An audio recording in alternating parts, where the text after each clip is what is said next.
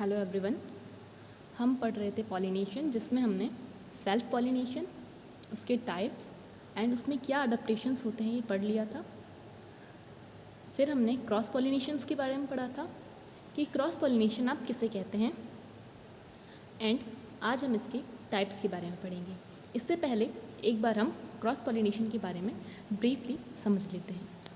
First of all, जैसा कि आपको पता है what is meant by pollination. Pollination क्या था? पॉलिनेशन को जैसा मैंने आपको कल बताया था कि इट्स अ बायोलॉजिकल प्रोसेस। ये एक जैव प्रक्रिया है जिसके अंदर फ्लावर के रिप्रोडक्टिव ऑर्गन पार्ट लेते हैं, जिसमें जब एंथर से मैच्योर हो जाता है तब उससे रप्चर होने से पोलन्स फ्री होते हैं और वो पोलन्स स्टिग्मा तक पहुंचते हैं। ये पोलन्स का फ्री होकर स्टिग्मा तक पहुंचने का जो प्रोसेस है, जो पाथ है, इसे ही पोलिनेशन कहते हैं। तो इन सिंपल वर्ड कि जब एंथर मैच्योर हो जाता है, ये जो एंथर है इसके मैच्योर हो जाने से ये क्या होता है, रप्चर होता है। मैच्योर हो जाएगा ये पहले, उसके बाद ये रप्चर होता है और इसके रप्चर होने से पोलन्स फ्री हो जाते हैं और इनके फ्री होने से फिर ये किसी भी एजेंट के थ्रू या विदाउट एजेंट स्टिग्मा तक पहुंचते हैं। स्टिग्मा जो कि कार्पल का सबसे अपर मोस्ट पार्ट है, इस तक पहुंचने का जो ये पूरा प्रोसेस है ये कहलाता है पॉलिनेशन। ये मैं आपको बता चुकी हूँ। अब जैसा आपको बताया था, पॉलिनेशन दो टाइप के थे। एक था सेल्फ पॉलिनेशन की बात कर रहे हैं हम, और दूसरा था क्रॉस। सेल्फ की अगर बात करें तो सेल्फ का मतलब होता है हम खुद या फिर स्वयं। दैट मीन कि सेल्फ जैसा हम अपने लिए यूज़ करते हैं वैसे पॉलिनेशन के अंदर भी अगर हम सेल्फ यूज़ कर रहे हैं या सेल्फ वर्ड आ रहा है, दैट मीन कि पॉलिनेशन के लिए पोलन्स को स्टिग्मा तक पहुंचने के लिए अगर किसी भी वेक्टर की हेल्प न लेनी पड़े, वेक्टर की हेल्प न लेनी पड़े, तो उसे सेल्फ पॉलिनेशन कहेंगे। सेल्फ पॉलिनेशन का मतलब जब वो खुद ही अपने पोलन्स को स्टिग्मा तक पहुंचाने में कैपेबल हो तो उसे सेल्फ पॉलिनेशन कहेंगे। क्रॉस में वेक्टर की हेल्प लेता है, यानी कि किसी न किसी बाह्य साधन या हेल्पिंग एजेंट की हेल्प लेता है। ऐसे मान लीजिए एक व्हीकल की तरह काम करता है वो हेल्पिंग एजेंट, एक स्थान से दूसरे स्थान तक उस पोलन को पहुंचाने में मदद करता है। तो आपको ये दोनों टर्म क्लियर हो चुके होंगे कल। जैसा हमने पढ़ा था कि अगर हम सेल्फ की बात करें तो सेल्फ को भी हमने दो में डिवाइड कर दिया था। Just a minute. Okay, self को हमने दो टाइप में डिवाइड किया था। क्या क्या था? ओटो और जिटेनो।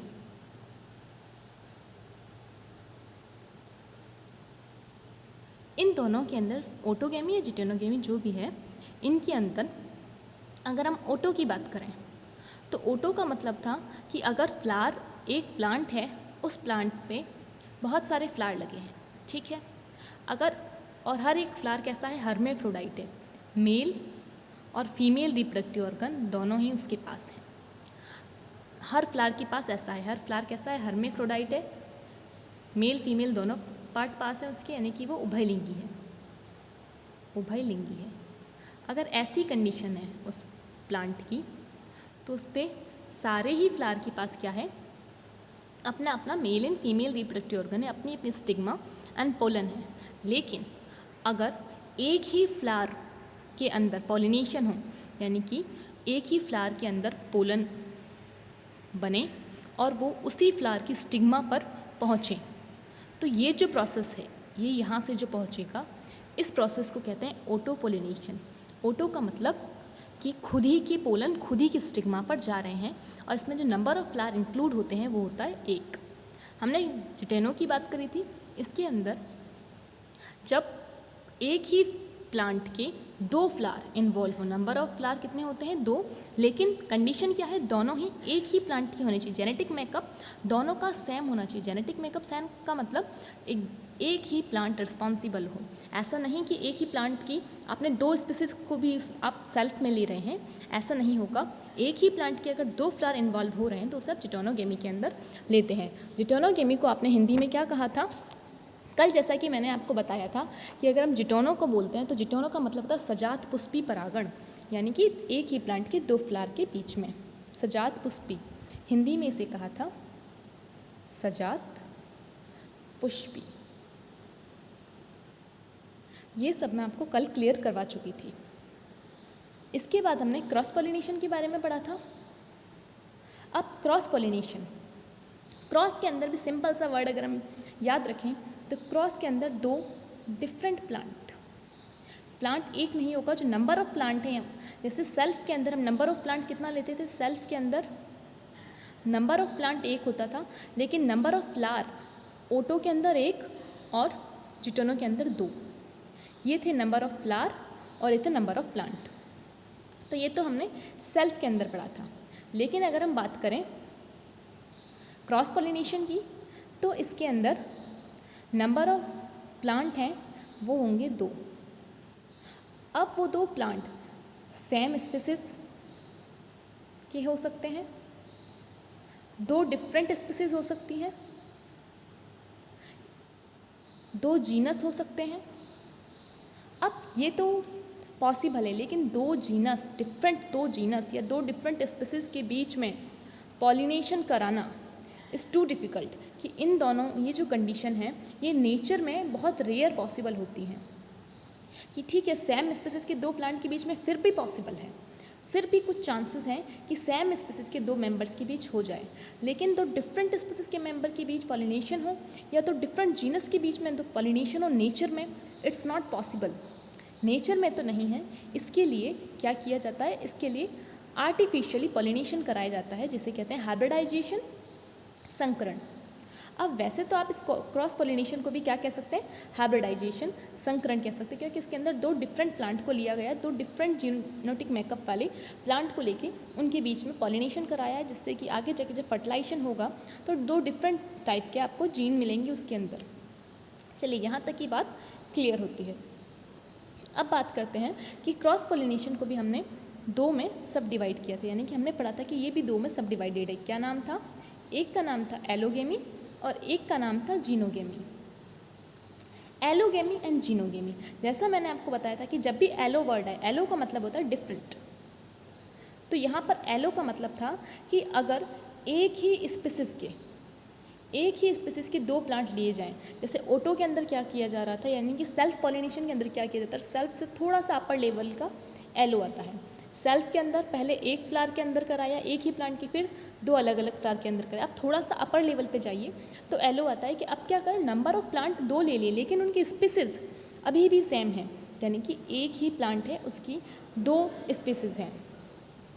एक ही प्लांट के 2 प्लांट हैं, मतलब 2 हैं और वो सेम ही स्पीसीज के। जैसे कि आप मान लें कि अगर मैजिफेरा इंडिका है और 2 प्लांट ले रहे हैं, आप दोनों ही मैजिफेरा इंडिका के हैं, यानी कि आम के दोनों ही प्लांट हैं, उनके बीच में पॉलिनेशन हो रहा है, तो आप इसे एलो मिलेंगे। लेकिन अगर एक तो मैजिफेरा इंडिका है और दूसरा आप सोलेनम ट्यूबरोसम ले रहे हैं, पटेटो ले रहे हैं, या फिर अदर कोई इस मैजिफेरा की कोई अदर स्पीसीज ले रहे हैं, तो वो आएगा जीनो के अंदर।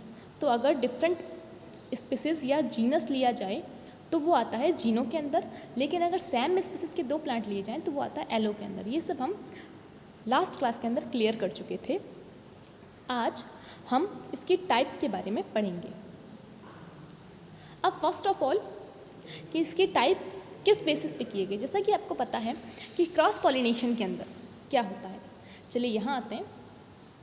ये जो क्रॉस पॉलिनेशन था, इसमें जैसा आपको पता है कि 2 लिए जा रहे हैं प्लांट, 2 प्लांट के बीच में पॉलिनेशन कराया जा रहा है, डिफरेंट प्लांट हैं। अब 2 डिफरेंट प्लांट पे सोच के देखिए कि अगर एक मैजिफेरा इंडिका का प्लांट यहाँ पर है, एक आम का पेड़ यहाँ पर है और इससे कुछ दूरी पे यहाँ पर दूसरा प्लांट है, तो इन दोनों के बीच में अगर पॉलिनेशन होना है तो सेल्फ तो कैसे भी पॉसिबल नहीं, और क्रॉस भी होगा तो कैसे होगा?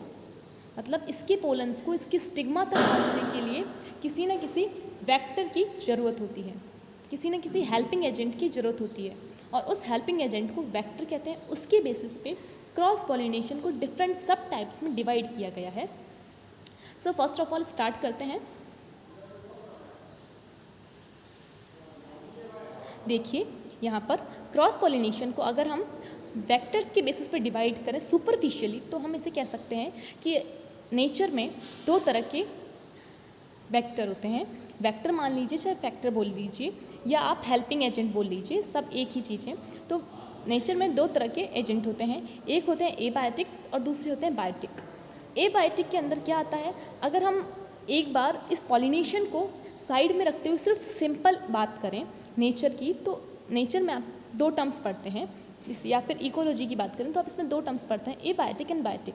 एबायोटिक का मीनिंग होता है कि जब आप फिजिकल ले रहे हैं, यानी कि आप ऐसे लिविंग ऑर्गेनिज्म या लिविंग बींग्स को नहीं ले रहे हैं, आप फिजिकली ले रहे हैं, जैसे कि आप टेम्परेचर ले रहे हैं, एयर ले रहे हैं, वाटर ले रहे हैं, या लाइट ले रहे हैं, सनरेज ले रहे हैं, इस तरह से सॉइल ले रहे हैं। ये जितने भी फैक्टर्स हैं ये सारे आते हैं एबायोटिक के अंदर। बायोटिक के अंदर आते हैं जो भी लिविंग बींग्स हैं, जो भी ऐसे प्लांट जो कि सजीव हैं, जो कि रिप्रोडक्शन करते हैं, या जो आगे नेचर में एज अ बायोटिक, जैविक हिंदी में आप कहते हैं, फैक्टर की तरह बिलोंग करते हैं, तो वो सारे बायोटिक में आते हैं। अब इनके बेसिस पे, यानी कि नेचर के जो एबायोटिक और बायोटिक फैक्टर्स थे, जो भी बायोटिक और एबायोटिक क्लाइमेट हैं, उनके बेसिस पे क्रॉस पॉलिनेशन को दो टाइप में डिवाइड किया। ये तो थे इसके मेजर टाइप कि जीनोगेमी है या एलोगेमी है। यहाँ पर आप एलोगेमी लिख दीजिएगा ताकि आपको याद रहे। एक था जीनोगेमी और दूसरा था एलोगेमी। एलोगेमी में क्या किया था, एक ही स्पीसीज के दो प्लांट लिए थे। यहाँ पर जीनोगेमी के अंदर दो स्पीसीज के प्लांट लिए, यानी कि दो डिफरेंट स्पीसीज के प्लांट लिए हैं, दोनों से एक एक। ठीक है, ये चीज़ याद रखिएगा। चलिए अब यहाँ आते हैं कि अब बात करते हैं एबायोटिक और बायोटिक फैक्टर्स के बेसिस पे कैसे डिवाइड किया है। तो फर्स्ट ऑफ ऑल एबायोटिक की बात करते हैं। एबायोटिक यानी कि अजैविक। अजैविक का मतलब नाम से ही पता चल रहा है, अजैविक यानी कि जो जीवित नहीं हैं। तो उसके बेसिस पे हमने पॉलिनेशन में या पॉलिनेशन के अंदर दो तरह के फैक्टर्स को इंक्लूड किया गया है, एक है विंड और सेकेंड है वाटर। विंड के अंदर दैट मीन कि आप ऐसे सोचिए, जैसा कि मैंने आपको बताया कि आपने जब भी आपने कैलोट्रोपिस की वो जो सीड्स होते हैं उनको ऐसे हवा में देखा होगा, आपके आसपास भी कई बार आपने उन कैलोट्रोपिस के सीड्स को देखा होगा उड़ते हुए। तो वो कैलोट्रोपिस के सीड्स क्या कैसे उड़ रहे हैं, उनको कोई ना कोई तो वेक्टर उड़ा ही रहा है ना, मतलब कोई ना कोई तो उनको हेल्प कर रहा है, वो एक स्थान से दूसरे स्थान पे पहुँच रहे हैं, तो उसमें कोई ना कोई उनकी मदद कर रहा है, और वो कोई ना कोई जो फैक्टर है वो वहाँ पर एयर होती है। तो इसी तरह से विंड कहीं ना कहीं एज अ फैक्टर काम करती है। तो पॉलिनेशन के टाइम भी जो पोलन्स को एक प्लांट के पोलन से दूसरे प्लांट के स्टिग्मा तक पहुंचाने के लिए विंड हेल्प करती है। अगर विंड हेल्प करती है, हवा वहाँ पे रोल प्ले कर रही है पोलन्स को एक प्लांट के मेल रिप्रोडक्टिव ऑर्गन से दूसरे प्लांट के फीमेल रिप्रोडक्टिव ऑर्गन तक पहुंचाने में, स्टिग्मा तक पहुंचाने में, तो उसे कहते हैं एनिमोफिली। हिंदी में कहते हैं वायु परागण। तो आपने ये वायु परागण बचपन में या जब भी आपने बायो ली है तब से सुना होगा। वायु परागण आपने अच्छे से पता होगा कि वायु या जो विंड है वो हेल्प करती है पॉलिनेशन में as a vector, as a helping agent, as a vehicle pollens को स्टिग्मा तक पहुंचाने में। तो इसे एनिमोफिली कहते हैं। अगर एग्ज़ाम में एनिमोफिली आता है तो आप एनी को देखकर एनिमल से मत रिलेट कर लीजिएगा। यहाँ पर एनिमो का मतलब है एयर, एनिमोफिली यानी कि वायु द्वारा परागण या वायु परागण। ओके, सेकंड आता है वाटर पॉलिनेशन। वाटर पॉलिनेशन का मतलब जब वाटर हेल्प करता है, जैसा कि जो प्लांट वाटर के अंदर लगते हैं, जैसा कि जो भी प्लांट लगते हैं तालाबों के अंदर, या जो भी बड़ी बड़ी सीज होते हैं, ओशंस होते हैं, आसपास प्लांट लगते हैं, उन सब में जितने भी इनके आसपास या इनके अंदर सबमर्ज्ड कंडीशन में या इनकी सुपरफिशियल लेवल पे फ्लोट करते हुए जितने भी प्लांट लगेंगे, उनको हेल्पिंग एजेंट पॉलिनेशन में कौन चाहिए? वाटर ही होगा। अब ऐसा तो हो नहीं सकता कि प्लांट तो पानी में लगा और उसको आके विंड वहाँ पर पॉलिनेट करे। वहाँ पर जो हेल्पिंग एजेंट है वो वाटर ही रोल प्ले करता है। तो अगर किसी प्लांट में वाटर के थ्रू पॉलिनेशन होता है, यानी कि वाटर रोल प्ले कर रहा है उसके पोलन्स को दूसरे प्लांट की स्टिग्मा तक पहुँचाने में, तो उसे आप कहेंगे वाटर पॉलिनेशन, जल परागण। और इसे हिंदी में कहते हैं, हिंदी में जल परागण, और इसे अगर ऐसे स्पेसिफिक टर्म बोला जाए तो इसे कहते हैं हाइड्रोफिली। अब यहाँ तो नाम से पता है, आपने पढ़ा है कि हाइड्रो का मतलब होता है वाटर, तो इसे तो आप इजीली याद कर सकते हैं कि हाइड्रो का मतलब होता है वाटर। तो अगर हाइड्रो आता है एग्ज़ाम में आपके कहीं भी कि हाइड्रोफिली क्या है, तो दैट मीन कि वो पूछ रहा है कि जल द्वारा परागण को आप समझाइए या जल परागण को आप समझाइए। लेकिन एनिमोफिली में मोस्ट ऑफ स्टूडेंट कंफ्यूज हो जाते हैं, क्योंकि यहाँ पर एनिमो की स्पेलिंग उन्हें एनिमल से मिलती जुलती लगती है। सो थोड़ा सा इसे याद कर लीजिएगा। मोस्ट ऑफ हिंदी मीडियम के बच्चे के लिए कह रही हूँ, क्योंकि वो सीधे स्पेलिंग देखते हैं और रॉन्ग करके आते हैं आता हुआ क्वेश्चन। चलिए, अगर हम, ये तो हो गए एबायोटिक की बात, अब बायोटिक की बात करते हैं। बायोटिक फैक्टर्स को 4 टाइप्स में डिवाइड किया गया। 4 टाइप्स में मतलब ऑन द बेसिस ऑफ कौन हेल्प कर रहा है कि कौन सा बायोटिक फैक्टर, यानी कि कौन सा एनिमल या जो भी लिविंग बिंग है वो रोल प्ले कर रहा है पोलन्स को दूसरे प्लांट्स की स्टिग्मा तक पहुंचाने के लिए, तो उसके बेसिस पे बायोटिक फैक्टर को 4 टाइप्स में डिवाइड किया गया। First of all entomophily. Entomophily bye insect, इसे आप ऐसे याद कर सकते हैं, एंटोमो का मतलब होता है बाय इंसेक्ट, और एंट का मतलब होता है, जिससे आप लिखते हैं ANT, एंट का मतलब होता है चींटी, और चींटी इज़ अ इंसेक्ट। ये तो आपको पता है। तो आप इसे इन सिंपल वर्ड ऐसे याद कर सकते हैं कि एंटोमोफिली को बाय इंसेक्ट, क्योंकि एंट का मतलब चींटी होता है, एंट इज़ अ इंसेक्ट।